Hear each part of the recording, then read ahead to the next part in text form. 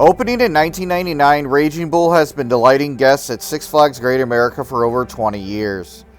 There are many people who declare that this coaster is not a good coaster because of its layout. Many riders are wanting airtime and instead are greeted with lateral moments. So what is your opinion on this coaster? In this video, I'll be talking about the history, personal ride experiences, and overall ride review. Before we begin, please be sure to hit that subscribe button and like button as it helps this video reach more people. Let's go ahead and begin. In October of 1998, Six Flags Great America would reveal their plans for the new coaster for 1999. It would be called Raging Bull. Construction would start in November of that year and wrapped up in the spring of 1999. The station was designed to look like a ruined southwestern mission with a structure of tall poles and a platform of steel and concrete. The queuing lines were positioned so that the visitor gains many close vantage points of the attraction prior to riding it, intensifying the anticipation. The ride itself is designed so there is nothing below the rider's feet as it makes several high bank turns and plunges through a dark tunnel before emerging into the light of day. The attraction was integrated with a flat top grill restaurant and exits through a retail outlet. For the construction to happen, Rolling Thunder had to be removed and also some overflow parking spaces as well. Raging Bull is the 10th coaster that Six Flags Great America built. It was named after a ferocious beast that terrorized the citizens of Old Southwest Territory until they fled the town and built the courtyard and mission seen today. The old mission serves as Raging Bull's loading platform. The Raging Bull would be the world's first Hyper Twister roller coaster.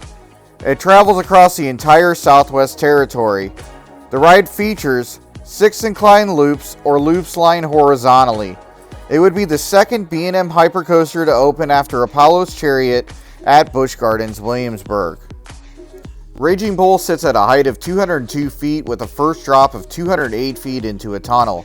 Some of the elements of the ride include a 155-foot tall horseshoe, a 141-foot tall hill, a 128-foot tall hill, mid-course brake run, another hill, a helix, and back into the station.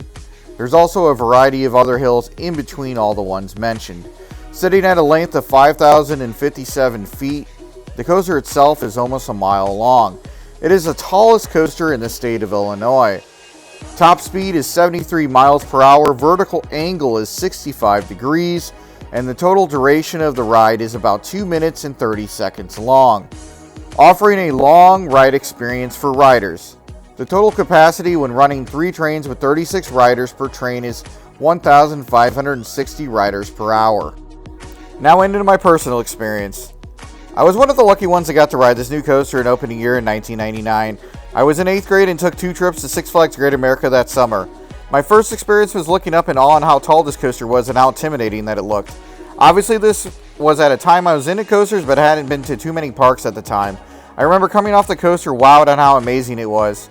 I had no clue at the time I was riding the second B&M Hyper that was ever being built. Obviously, growing up in the Chicagoland area, all I knew at the time was Six Flags Great America, Santa's Village, Kittyland, and Indiana Beach. When I went back in 2005 to Six Flags Great America, after having lived in many places, my ride experience was totally different. I wasn't as intimidated by the coaster, and my ride experience had not changed. Now, I don't have a lot of rides on this coaster over the years. I would say only about 150 rides. But I enjoy the layout of this coaster and the ride experience. Now, let's get into the full ride experience. To enter the ride, you go up a set of stairs into the ride station. Dispatches are fast, so you don't have to wait long. The B&M Hypercoaster trains sit 4 people across in a total of 8 rows. I prefer the back for the whip sensation, and I'll explain that in a minute. Once you are restrained, you are ready to go. The coaster utilizes B&M's clamshell restraints, which allow you to have tons of airtime and a better riding experience on most of their hypers. Once they give you the all clear, you are off. You ascend on a 202-foot tall lift hill.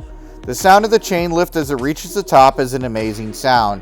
You then have a slight whip on the pre-drop before descending down a 208-foot drop down into the tunnel. In the back, you get a lot of floater airtime on the first drop. Once you enter through the tunnel, you hit the first horseshoe hill, and that turn sits at a height of 155 feet. You descend down another hill and hit another hill that is 141 feet tall before descending once again down a hill into a 128-foot tall hill. You then hit a turnaround leading into the mid-course brake run. This part is the only one that slows you down, and it's only just slightly. You will then, after this mid-course brake run, hit a couple of airtime hills, and then you will descend into a helix, and that helix, once it ends, will lead you right back into the station. Now, this coaster offers more laterals than airtime, and I understand that. But if you sit in the way back, you will experience airtime on the hills and also on the pre-drop into the first drop. This coaster was not designed for airtime. The coaster was designed for laterals, and because of the compact layout that the coaster had to occupy, it was designed with camelback hills and a twisted layout. I personally think this coaster offers a great experience, making you want to ride again and again and again. However, this also has led to many people not ranking this as a top coaster. The only other enthusiast that I know that has as much love and appreciation for this coaster besides our team is Chris from Airtime Thrills. You have to appreciate the theming, the layout, the pre-drop, which I do personally. I wish more B&Ms would have a pre-drop. Also, for the coaster being 20 years old, it has stood the test of time. It is a very intimidating ride even till this day.